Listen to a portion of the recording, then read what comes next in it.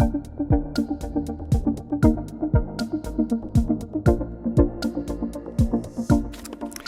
right, welcome back into the caucus room. You're most welcome to join us. Nau mai, haere mai. Kia ora, and let's start with the roll call. I'm Tim Watkin. I'm Guyon Espiner. Lisa Owen. I'm not Scott Campbell, still I'm Julian Wilcox. That's very good to have you here.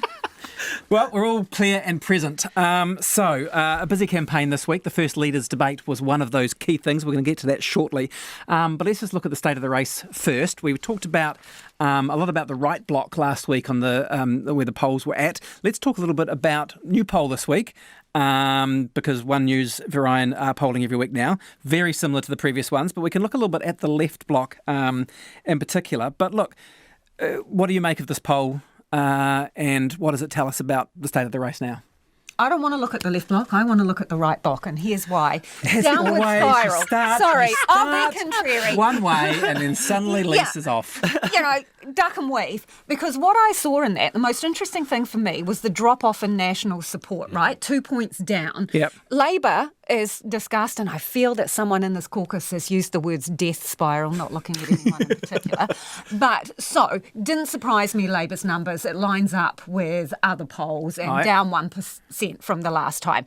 The thing with National is you're starting to get into the territory where they just have a one-seat majority with ACT, right? Yep. One skinny little seat. But their 2% down is ACT 2% up, right? So nothing changed on the right bloc. Nothing changed on the right bloc. Nothing changes, but that's why while there is a direct transfer of votes, and you don't know that that's going to hold up. So National's down 2, ACT is up 2, right, as you say, but at 61 seats, you've got a tight squeak there into government, which brings us to Mr. Winston Peters, and already the narrative, I think, has changed from Christopher Luxon. I've heard him saying already, I will work with what the New Zealand public give me on election night. And for me, that is a subtle shift from, I ain't talking about that, it's hypothetical, I don't want to talk about Winston Peters, I don't want to talk about New Zealand first. Yeah, this poll blows out of the water his line that Peters isn't registering above the threshold. I mean, we've had a number of polls which show he is. This poll is a very credible one. They've been running it under different names for a long time. And to see Peters a couple of weeks out at 5% in this poll really confirms that he most likely will be back in Parliament. This is close to a nightmare scenario for Christopher Luxon.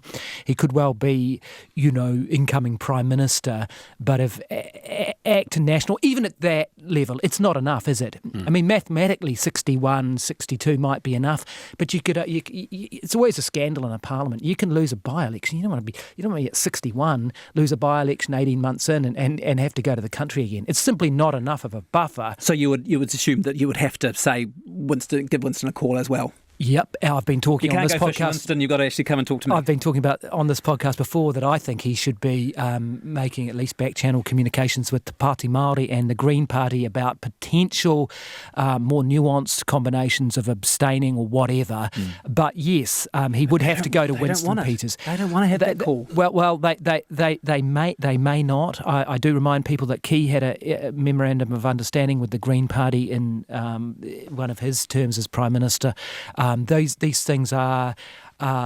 Did people expect that of the Party Māori in 08? I know it's a different party, and I won't go into that too much. The most obvious call is to Winston Peters, but it is a potential nightmare scenario. It's a call he won't be looking forward to making. I'm trying to listen to the principal who's trying to guide us to the left, but the only thing I wanted to add about the right-leaning parties was I made a call to a couple of people I know in National. The words "we've peaked" came, and there's a bit of concern about that because they're worried about more vote actually going to New Zealand First, not to ACT. They're worried about losing a bit of vote to New Zealand First.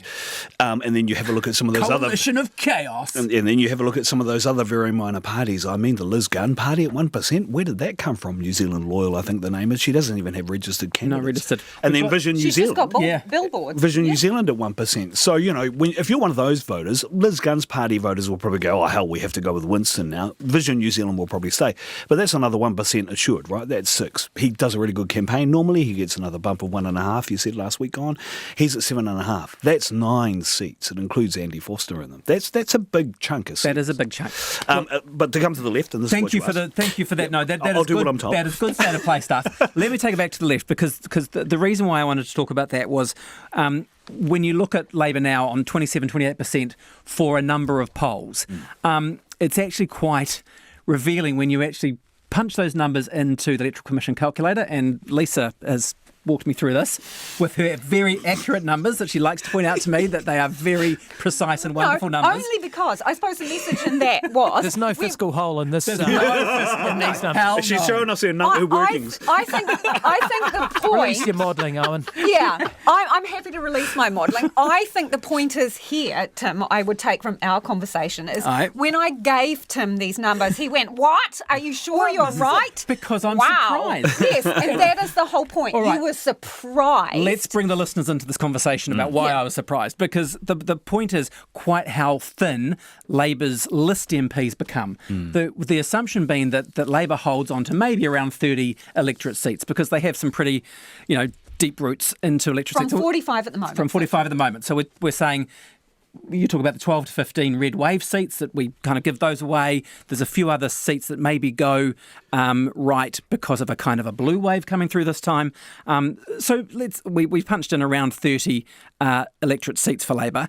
You then get, if New Zealand First is in as well, you're getting down to only 4 list MPs for Labour.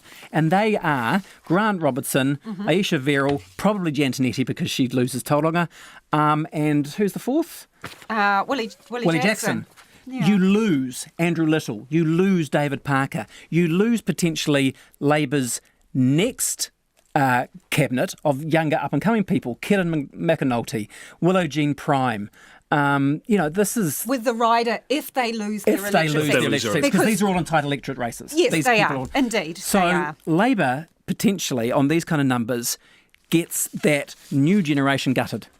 That's right, and that will be a big concern to them. And you've already seen what happens when you get this risk of not enough lifeboats as the Titanic's going down. And you saw Greg O'Connor do this at a meeting, at an election meeting in Wellington, where he effectively conceded his party was going to lose, that Nicola Willis was going to be the finance finance minister, and that people should vote for him on the electorate, and didn't really seem to matter what they did with the party vote. He said, let's face it, unless something changes in the debate tonight, this is the night, obviously the day of the First Leaders debate, Nicola's likely to be the next finance minister. Yeah, that is a disaster for a party, because their focus should always be on the party vote, getting out the party vote. And once you start to see it splinter off and people looking after their own skins, you run into real trouble. And that's what sees you slump to a sort of tied out sort of 25% sort of number. And the thing we should point out about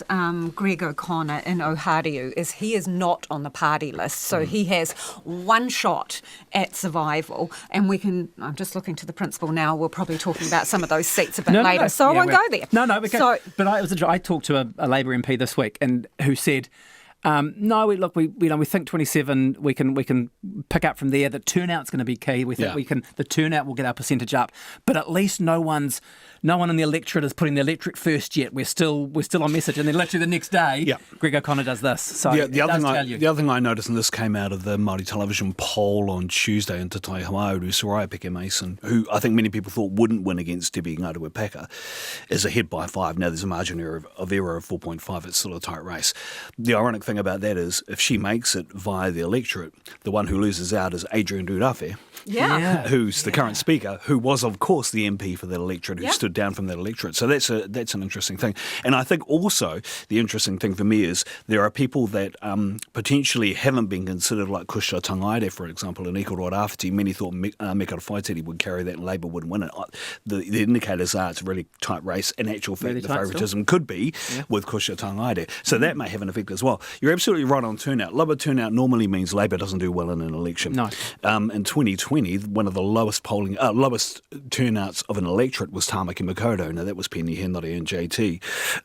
The expected turnout this year in a Māori electorate they think is going to be lower. Now if you're already at 65%, what are we talking about? Really? Below 60. right? We could end up, in Māori electorates anyway, with a very low Why the lack of turnout. engagement? Well, a couple of things. One is that there's the disinformation, misinformation campaigns around politics has really affected turnout. We've seen that in local body elections, and we're seeing that in this one. Particularly in Māori electorates, when you start hearing parties talk about Māori and the way that Māori get politicised as the football, particularly in this one, it turns voters off, and people don't get enough of the aspiration they want to hear to get out and vote. Give them something to get out and vote for. It was interesting in the debates that we did for the Hui, the Māori electorate debates. The Labour messaging has switched. It went from the big, bad, dark, evil right-leaning parties, and that's still there. It's now gone to, we need you to get out and vote. Yeah. Because they're very worried about voter turnout. The same thing. But it also seems to me, talking to some of my National Party mates, that they're worried about low voter turnout as well, because some of theirs might not come out. Whereas Because they think, Luxon's got it. Because they think Luxon's got it. And also people are disillusioned. Go back to CAUCUS, episode 1. Yes. people are disillusioned. Well, you look at this. This is the point, right? Again, with these the polls consistently showing 37% for National, around that 27% for Labour. You are talking about some of the lowest combined votes for the two major parties, right? Well, absolutely. I mean, you'd have to go back. In 1999, Helen Clark got 39% of the vote and took over as the new Prime Minister at the end of that millennium, and never actually breached 40. Over 40%, so she ran 3 minority governments.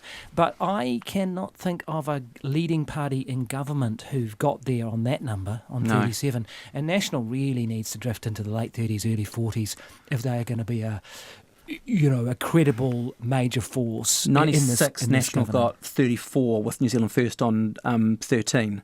So they were that very, very first MMP election where there was that, the minor. How long did that parties last? Not 18 months. Because in August 98, Exactly. the whole thing blew up hard, and that is the problem. Yeah. When you are not strong enough in your coalition, if you think about it as a cocktail, if you're only 2/3 of the drink, you don't want to be watered down. No. I think the other thing, we talked about the potential loss of leadership for Labour, right? 12% for the Green Party. That gets them down to maybe 14 or 15 MPs. And by the way, there's another ex-Wellington mayor at 15 on the Green Party list, Celia Way-Brown. So not only do you get a former mayor and Andy Forster, you get Celia Way-Brown as well. But you have a look at the Green Party on that list. If they get 12%, Huhana Linden, strong. Tai Tokerau, Fessel Collins, strong, still for the Auckland Mayoralty. Darlene Tana, Tamaki Makaurau, Kohanang Carter in Christchurch Central. The new left leadership could actually be in the Green Party, not in Labour, if they stay at 27%. Well, you love a history lesson, so shall we go back to 2014? Please. Take you there. You will remember this. David Cunliffe. Yes. Hard to forget. So if you look at the figures that Labour returned in that election, that was, when you look at the official count on the Election Commission website, Labour 25.1% of the votes. And when I saw David Cunliffe doing post-leaders debate analysis, I sort of thought to myself, wow, he'd be sitting there hoping that someone takes the crown from him, maybe. The worst ever Labour leader. did he apologise for that result? Just for being a He man. apologised for a couple of things. But I don't. So look, guys, you might disagree with me on this one, but this is the thing that strikes me, is that I do remember 2014, and I remember the disarray that Labour was in at the time, right? They were all over the place. And usually that's the kind of numbers you see when a party is imploding, or when a party is making huge swinging cuts through the economy, or something dramatic is going on. This doesn't feel to me like a sub-30 result for Labour now, right? Really? The economy, Why? Because the economy is not a basket case. It is below average, but it's picking up. Inflation's But you talked about a party coming down. imploding, right? You talked about a party imploding. You've only seen low figures when you've seen a party imploding. They lit their own bonfire and they threw some kerosene on it and got rid of a bunch of policies that say we are Labour. Right. They smoked their own identity. Yeah, and remember, they did lose, was it 4 or 5 ministers? I mean, they did. Yeah, and you're thinking back to that now. In a quick fire. So that's where people are stuck, right? And and also they have been a little unlucky in some ways on the economy, in that we find out, as we record this at about midday on Thursday, that Stats New Zealand is saying we probably weren't in recession for that time. And look, this is technical jargon, really. 2 quarters of negative growth equals recession, and they then revised the figures. Yeah. But it has allowed National to accurately say New Zealand is the only country in the region who's in recession, and that's been damaging. And actually rebounded a little quicker than a little higher than what people thought. So they have been unlucky in that. And also, it's about feels. If people feel they can't take the block of cheese out of the cooler at the supermarket, they don't give a flying you know what about whether you're in technical recession or not. They care about whether they can have one piece of broccoli or none, and whether they can have some cheese, and if it's okay to get, you know, not the 99-cent bread. And it's about those feels. It is about those feels, and crime and law and order. I don't want to divert us too off track, but you know, when you're getting people murdered at bus stops and things, which is just now not even half a day's on the news. You've stolen my line from the debate, Lisa. Thank you very much. Because I was going to say they haven't caught people in the fields, and the other thing that if you talk to young people, the phrase they use now is they're not popping off. Yeah, and no one's popping off, and when you don't have that, then voter turnout goes down, and popping voters off don't in get terms of explain that to an old fella. I'm trying to get youth aligned here, because I'm certainly not rangatahi. But anyway, but one of the other, it's a phrase I like to use, and I've been told don't because it's not true now. But the other thing I was going to say was that normally when Labour's like this, the party that would grow a lot is the Māori Party. Hasn't happened. No, and it's not happening. They're 3%, so that means they will get Hana Rawhiti Maipe Clarkin, 21 years old now, which would be great for that party. I do worry about her going into Parliament, to be honest with you, at 21. But anyway, she's a niece of mine and I know her mother. But that's great for the party. But at 3% and only at the moment winning one electorate, which is Waiaki, normally they would be able to transfer that into 7 electorate seats. Why aren't they? Because it looks like that in the Māori electorates, despite what's happened, and despite not playing to what you talked about earlier, Lisa, about really using the mandate that they had to do big, bold, brass-balled policy that would appeal to their base, Māori are still sticking to the tried and true. They still trust people like Kelvin Davis and I, and Mahuta definitely, Penny Hendore in the Hui debate last night. So Big Mana wins. It looks that way. But Reno Tutikatene is still going to win Te Taitonga, and that's what it looks like, which is interesting. While we're talking about some of these electorate seats, I just wanted to play this clip about the Wellington Central race, because this is fascinating in terms of what we're talking about, the swing that we see in both the electorates and in the parties being interlinked. Labour's vote has plummeted by more than 15 points. It is now level pegging with National, which has jumped 13 points, and just behind are the Greens on 26.5%. And that super tight race for the party vote is mirrored when it comes to the candidates. Labour's Ibrahim Omer is out in front on 30.6%, but National's Scott Sheeran is right behind him on 28%, and the Greens' Tamitha Paul, she is on 26.6%. So News Hub Nation polling Wellington Central there, and you can say, that's Grant Robertson's seat. Again, you did not believe me when I told you. I did not. But the fact that is split across, you can see a national candidate. What did they say? 13% up. That tells you something about the mood we're talking about. Well, there was some interesting analysis earlier on in the campaign that there was some evidence that younger voters were trending more to the right this time, which is very unusual, right? I mean, usually seats like that where the Greens have done very well in the past. They have. And ACT held it. To be fair, Wellington Central's volatile, right? But and Preble famously won it in 96, so it has switched around a bit. But interesting to see that some younger people are opting for the right aisle of politics. Wellington Central was always my smoky, and my smoky is I think Tamitha Paul's going to win the seat. Yeah. And I said that.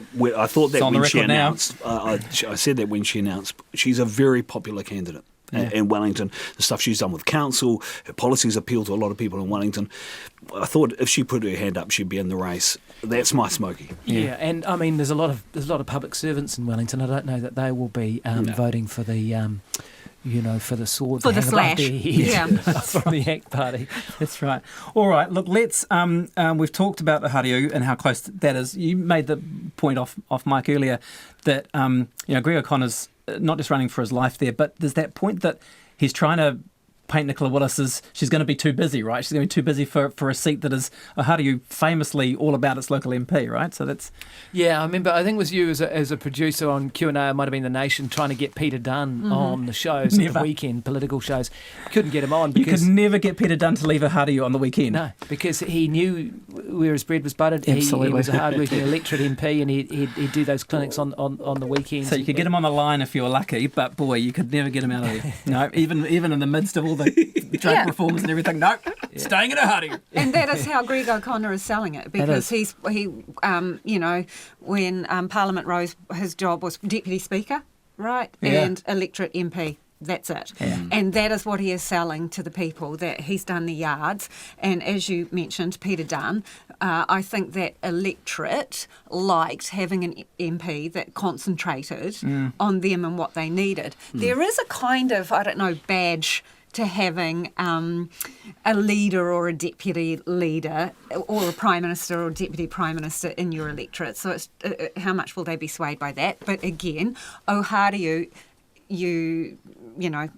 the bureaucrats who are going to be sliced and diced under various right-wing policies, they live there too. They do. Yeah. They do. I was going to mention, and talking about leaders, electorates who like leaders, I'll just mention Tamaki very quickly before we move on to the debate, because there's this interesting clip from Brooke van der Velden, who's running for ACT there, who reckons that it's neck and neck. What's your polling saying? We don't do polling. Okay. Brooke, do you? Yeah, look, we did a poll about a month and a half ago now, and it said that myself and O'Connor are neck and neck. And I think since then the momentum has continued to build.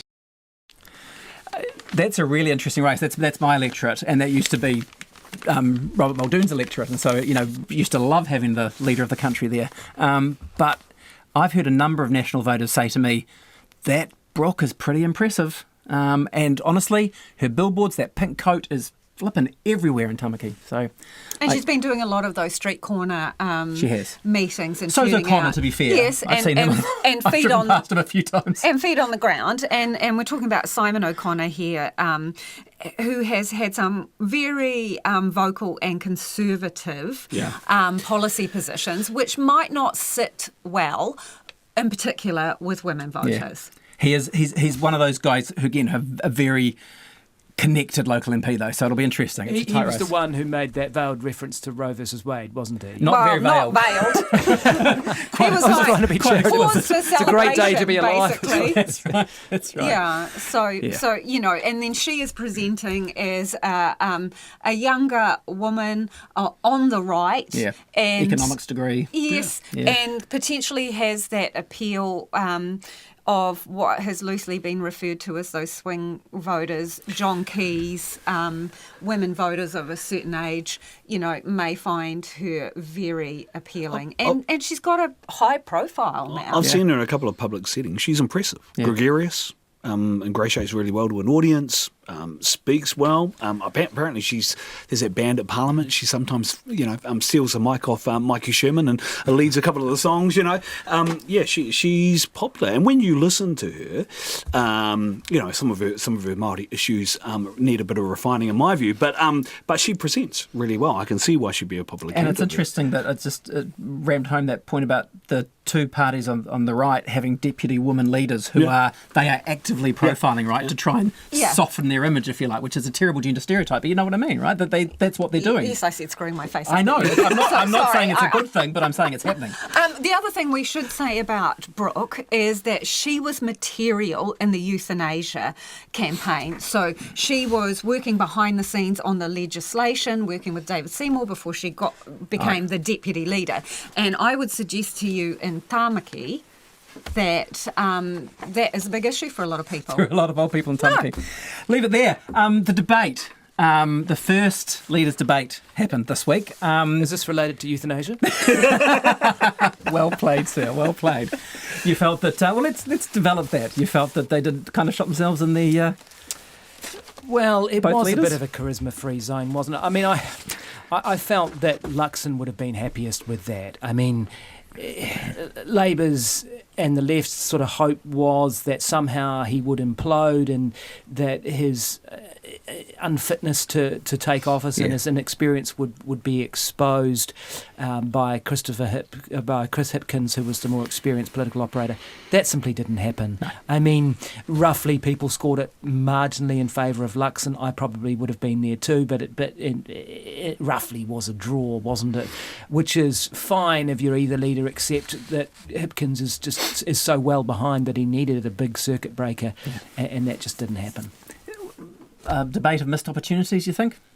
Yeah. I saw a lot of comment about people wanted Hipkins to go out and be strong and be really robust and argumentative and hit him at every chance, and it just didn't pan out that way. But the public don't always love it. You've done. Everybody in this room has done a lot of debates, right? The public don't love that, actually. Yeah, and that's the point, right? And he's the Prime Minister. You kind of want to be prime ministerial. You don't want to be the one that's kind of agitating, because then you look like you're the leader of the opposition. There were a couple of clangers from both of them, actually, that I know we'll talk about a bit later. But in terms of tone, if you have a look at the body language of the two of them, there was a distinct difference. And if you turn the sound off and watch, half of that debate, you would almost think Luxon was the Prime Minister, because he was very controlled. He has this kind of poise that he just sits in his space, very kind of natural pose, and projects fairly well. And Hipkins did too. But I think if you were just going to do it purely on who won that debate, you'd probably say that Luxon shaded him just a bit. But it was a different kind of debate, I think, from the one that we expected, in the way in which it came out. And I think that's why a lot of people felt a little bit low about it. Lisa, can we, before we go into your points of this, can we just play this clip of a bunch of the quick fires? Because I think this tells you something really significant. Chris Hipkins, first of all, have you ever had a speeding ticket? Yes. Is now the time for New Zealand to become a republic? No. Should we continue to ban nuclear-powered ships from our waters? Yes. Should cannabis be decriminalised? No. Should vapes be prescription only? No. No, not at this stage. Personally, would you be happy to pay a wealth tax? No, I think it would be a wrecking ball through the economy. I don't think a wealth tax is the way to go. Should transgender people be allowed to compete in sport? That's a decision for the sporting bodies. Decision for the sporting bodies. Tax for vacant houses, yes or no? No. And how old were you when you bought your first home? 24. Yeah, it would have been about the same. I mean, we let that run, but oh my God. Which was which? Could they be more similar? I mean, I have to say I was pretty underwhelmed by the performance of both of those leaders.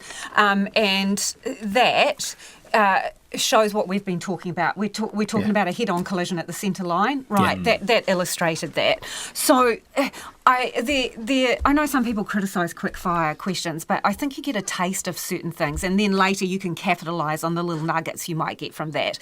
But when they talked about their houses, right, at one point they were asked about, when they bought their first houses, and they later clarified exact dates, and I think one was 22 and one was 23 years old. Wow. I mean, what hope do you hold for 22 and 23-year-olds now?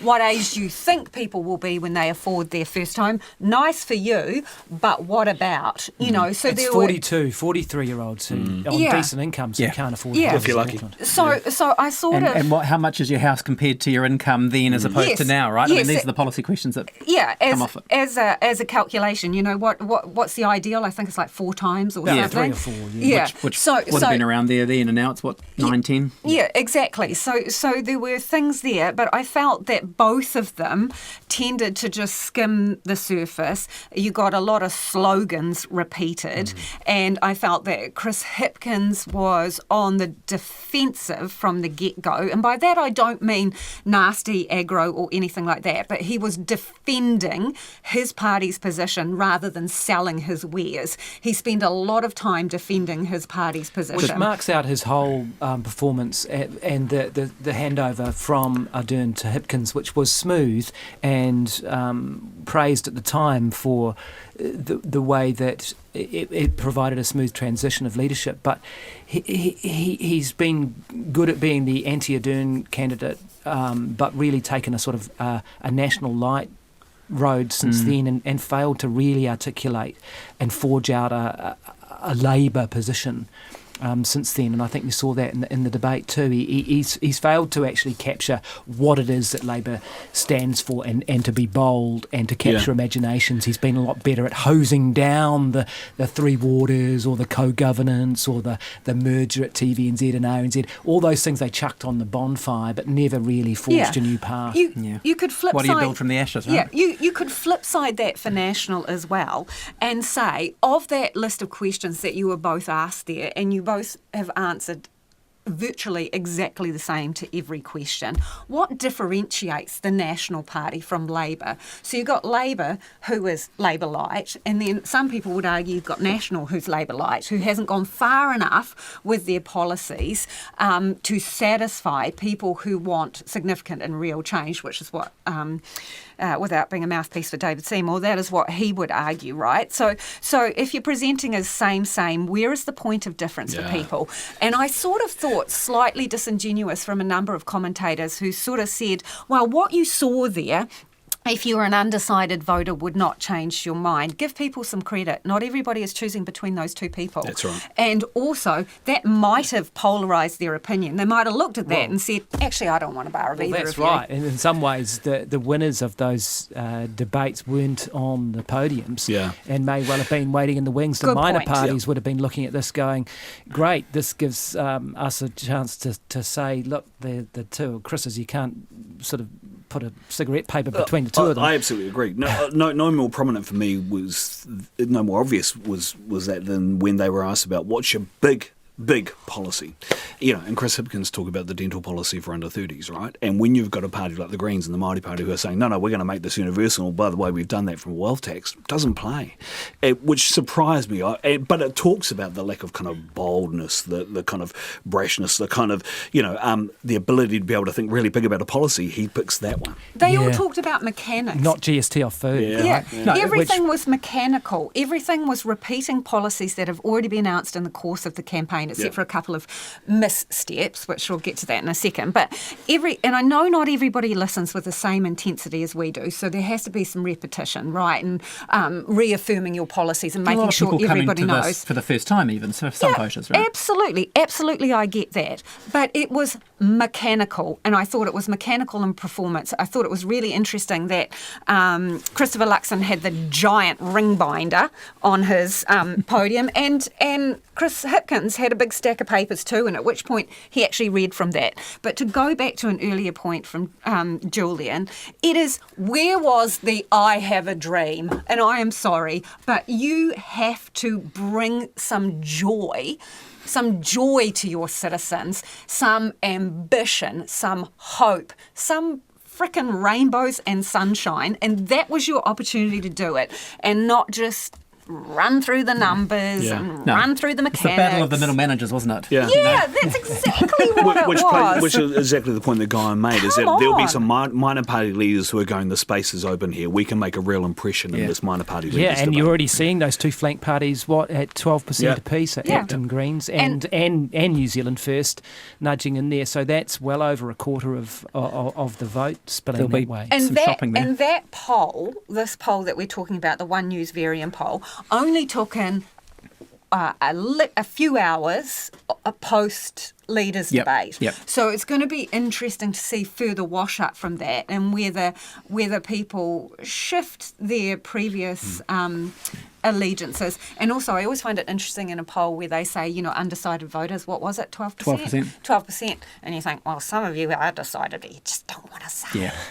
I want to come back to the minor parties, and I'm conscious of time. So let's just a couple of specifics from the debate, because we've all got points we want to make. My one was that there was opportunities for Hipkins to really have a go, right? That you're looking for a moment. Not necessarily, doesn't have to always be rainbows and sunshine. Sometimes it just needs to be something that says, I'm here and I mean business and I have a purpose. And there was an opportunity potentially in his a comment around Winston Peters. With all due respect, Chris, Winston Peters and David Seymour would be running circles around you. I mean, Winston Peters brings chaos wherever he goes. I've ruled out working with Winston Peters because stable government does not come from working with Winston Peters. And then he stopped. There was not that moment where you go, Will you tonight, Mr. Luxon, rule out Mr. Peters? Turn to him and actually nail it home. There was a number of opportunities where I thought Hipkins set himself up and then didn't actually swing the ball. Although he's pretty compromised on that, given it was Winston Peters who put them into government in 2017. There is that, but You can say you've learnt from that experience, right? You can sell it in a certain way. Yeah. In the same way, John Key turns around and goes, show me the money. Yeah. That was the moment you were looking for. It was. And look, here's a comparison. I dug out a clip from an earlier debate, because this is one of the ones that really I remember growing up. From the 1993 Leaders' Debate, you've got Jim Bolger and Mike Moore. And to set the scene, Jim Bolger clearly thinks he's got a great line here where he's working across the aisle with Jim Anderton on an unemployment initiative, and he thinks he's got Moore in trouble. And just watch this. It was Jim Anderton's suggestion. I said, yes, Jim, we will do that. But let's talk about still jobs. want to invite Mike Moore to join us. Why won't you join us, Mike? Why won't you join us? Myself, Jim Anderton, even Winston Peters says he will join. Well, it's a Why reasonable won't the Labour question. Party join? Let's have an answer, Mr. Moore. Well, I think it needs a reasonable answer, because I don't trust you, Mr. Bolger. Boom. No. I mean, that was the moment that for me, Hipkins was looking for a moment like that, and he just couldn't find it. You're right, and he should have pushed the point further about Winston. The part where I thought he tried to get really forceful was when they were actually talking about health, and then they got into the Māori Health Authority. Yeah. And he started having a go at Luxon, and then he got cut off in the end just as he was mid-flow. Well, we've got that too, so let's just have a look at it. We are addressing that, and unfortunately, other political parties are choosing to use that for race-debating politics. How do you respond to that? Well, that's just not right. I mean, we have a series of public services we make available to all 5.2 million people across New Zealand. You've got to always come through the lens of people's needs, not their ethnicities. That's the deal here in New Zealand. So why should Māori Pacific people with the same need wait longer than non-Māori and Pacific New Zealanders? Because that's what's happening right now. Yeah, but Chris, that's not the way to deal with it. You come through the need lens. If someone's waiting longer, then they you have actually the deal same with that need issue. and they're waiting longer. Why is that fair? You come through the needs lens and you identify the relative priority of people based off length of time they've been on the list, where they've come, how far they have to what the go. health system is doing. Yep, and they got cut off there, right? And Chris Hickman's is absolutely right. I mean, have a look at rheumatic fever. The cases of rheumatic fever have doubled since last year in the first 6 months of this year, 75% of which are Māori and Pacific Islander, right? Now, this is due to a whole bunch of conditions. This is due to housing in the main, but other things as well, poverty and the like. But this is an ethnicity issue, right? The need is the ethnicity. And he could have rammed it home even harder if he wanted to, but he didn't. He pulled back a little bit and he got cut off in the end. This is where Chris Luxon is vulnerable on the need versus ethnicity issue and actually other issues as well. But it's the only part of the debate where I felt Hipkins really tried to have a go. We really got to see him try and bare his teeth. Yeah, he really pushed in there. But Luxon, and there's a point you made, Guyon, that Luxon needed to come in there and not look like the detached kind of what Michael Cullen would call the rich prick, right? He had to come in. And there was a moment which really stood out in this debate where Luxon nailed that really well and tried to humanise himself. We were newly married. Amanda was in her first job as a teacher. I was in my first job out of university. We stretched ourselves into a house in Niall in Wellington, and then all of a sudden the interest rates went up. And I remember sitting there with our TV on a box and we had one deck chair between us, and it was an incredibly worrying and stressful moment, if I'm honest with you. Yeah, he's obviously practiced that line, and he probably hasn't done enough on that backstory of coming from relatively modest beginnings, and he's famously got 7 properties and many millions now. But it appears that he's earned that himself. He certainly wasn't born with a silver spoon in his mouth, and wanted people to know that. So I think he did capture that. But to Lisa's point earlier, when both the leaders bought houses in their early 20s, certainly not a position that many people are in nowadays. Even if the deck chair in your own house, that's still pretty good, right? So on that point, there was a young woman, 23 years old, waitress on Auckland's North Shore, who asked a question of both the leaders about what responsibility wealthier people have to poorer people in Aotearoa, right? I spoke to her on You Checkpoint. did. I listened to that because she didn't get an answer. She didn't get an answer in that debate, and she was deflated as a 23-year-old voter that they both just did the boys' high two-step and went round her question. And the other thing that sort of ate away at her was the fact that they both had bought these houses when they were really young, her age, and they didn't kind of address that.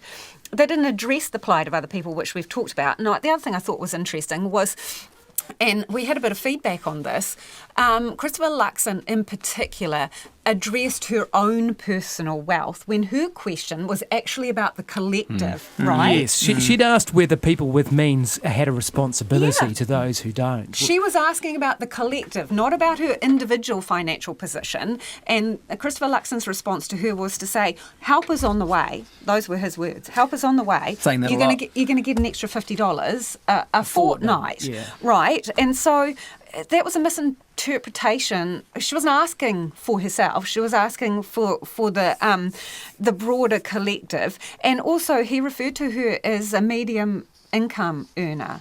So a waitress she's on the living wage. Is that a medium income earner now? And in response to her question, also, Christopher Luxon, Chris Hipkins just reiterated no way, no how for a wealth and a capital gains tax. So there you have a 23-year-old voter who's, getting off her backside to inform herself and go to a polling booth, and she can't even get a straight answer. There was a lot of two-stepping, which ordinarily you would have felt like, look, I'm the first to not try and have a crack at moderators, right? I think it's a bad thing to do.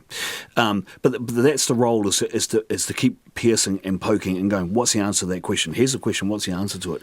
There was a lot of two-stepping. For example, GST or fruit and veg. One question, bit of a two-step, didn't come up again. Which actually Labour would be happy about, to be honest. The tax workings of the National Party, again, the question was posed. There was a couple of questions, moved on. So there was a lot of two-stepping going on. They're both probably happy that they got away with it. But when you've got real questions that people are asking you don't answer them, and you two-step away, there's got to be a point at which you bring them back, and that didn't really happen.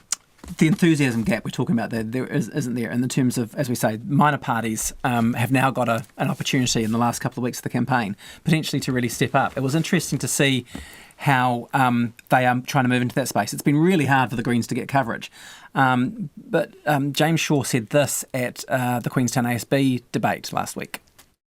Well, in answer to the previous question, no, I don't think that National's numbers add up. And I frankly don't think a lot of people care. They just want a tax cut. Now, one of the great ironies of this is not only is National proposing more taxes than Labour, but the Green Party is actually proposing more income tax cuts than the National Party at this election. And the reason that we are able to do that is because we do want to ask those people who are doing particularly well in this country to chip in a bit more. Yeah, I thought that was very interesting from James Shaw, and I know we talked about it a few episodes ago on CAUCUS, but this idea of an independent unit, perhaps in somewhere very credible like Treasury, to cost opposition policies confidentially would be a huge service for New Zealand. Yeah, it would. We waste far too much time every election, and we must bamboozle the public with these arguments about fiscal holes. And we run around and we spend, I've got you on a fiscal hole. And ever since 2017, where the fiscal hole became the sort of new phrase. And and it's fair enough in the media. We're trying to say, does your policy add up? But, I think we waste a lot of time and confuse the public with this stuff. And fair enough. I mean, James Shaw may be right. Do the public care? Because they don't know whether it's a fiscal hole or not. They just tax cut, right? Yeah. So I really think, and you'd need to have absolute secrecy about it, wouldn't you? Because you say National, when opposition was putting a policy up, a tax policy, but Treasury could be responsible for that. I think it would be a huge service for New Zealand. And I know the Greens put it up many years ago, and there've been people who've gone back and forth on it, but I think an independent costing unit would be of huge value. It's an interesting point. And look, before we wrap, I just want to play this last clip of David Seymour, who was just after the debate making a very similar point to what we've been making in terms of where the voters might look next. I would argue from last night's debate, ACT was the real winner because it showed the need for real choice and real change. We do need to turn around the direction of this country with fresh new ideas. And he went on from that, because that's the point we're making, right? That people are going to look at the leaders' debate and go, oh, what's everybody else doing then if those guys are the middle managers? But then he went on to say, to talk about what that would look like again with National. Like I say, I think the circumstances will mean that more is up for grabs than perhaps people realise, because I think Grant Robertson's left worse than, so that is my real answer. But our view is, look, we're not going to negotiate through the media with each other. We have a strong personal relationship. We have clear professional differences. We are going to work through those together if the people choose us. The financial situation New Zealand faces is serious. And I think if we are forming a government, it might go beyond what any particular party wants. It might be about what New Zealand can afford. So he's backed off his "we'll only give you confidence and not supply." He's not hearing too much about that. No, he's all in, but he's talking about this is an economic crisis. This is right? a never waste a good crisis moment, isn't it? It is. That he's gunning for, and some in the National Party would welcome that because ACT's position might give them cover to do some things that they might not have considered that they would be able to get away with. Yeah. So it's that point that I think, a lot of the action, we've talked about this, a lot of the action is going to be around the fringes in the last few weeks, right? Those minor parties are really going to kick in. Yeah, I'm particularly interested in the James Shaw, David Seymour interaction because when Winston's in the room, he tends to suck up a lot of oxygen. So they're going to be trying to fight for as much of it as they can. But I'm interested in that, in what that interplay is going to look like, because there's going to be a lot of focus on economy and finance. All right. Thank you, guys. We are out of time, so we'll be back, though, with another episode of CAUCUS next week. Remember, you can follow us and on any of your podcast apps. You can watch us on YouTube or listen to us on RNZ National.